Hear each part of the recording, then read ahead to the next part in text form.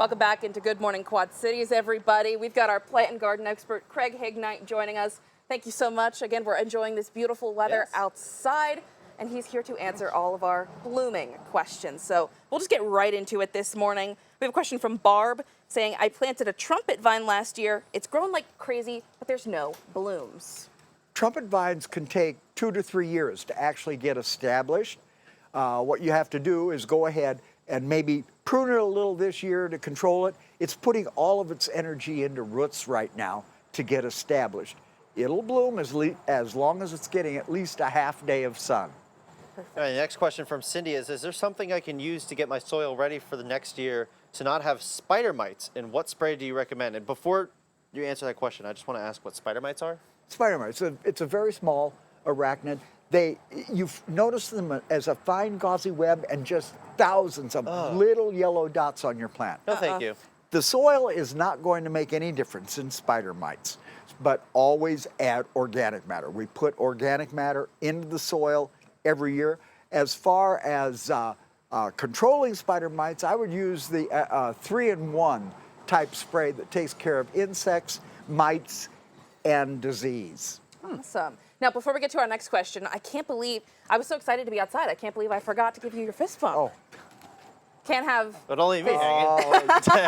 Because Joe will say something, y'all. Yes, he will. Our next question He is already from... got me in the newsroom. Oh, okay.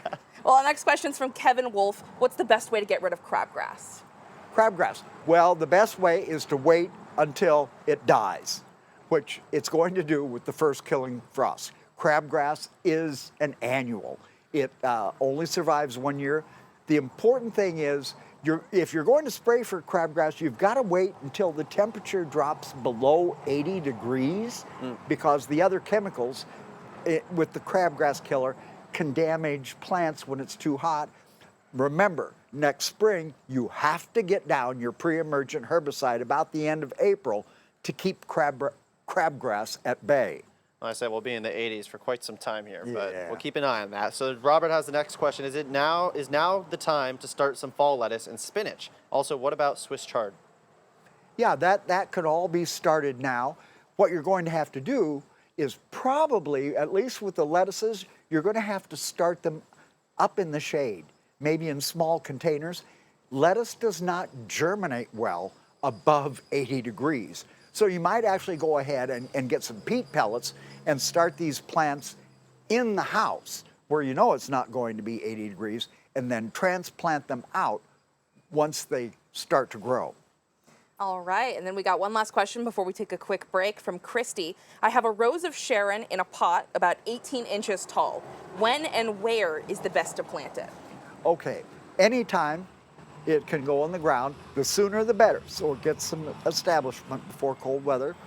Make sure you use the root stimulator, mulch it, and it has to have 6 to 8 hours of direct sun a day and good drainage. All right, thank you so much, Craig. Now, we will be back in just a few short minutes. Keep those questions coming. We're live on Facebook right now answering your questions, and Craig will be back with more answers in just a moment.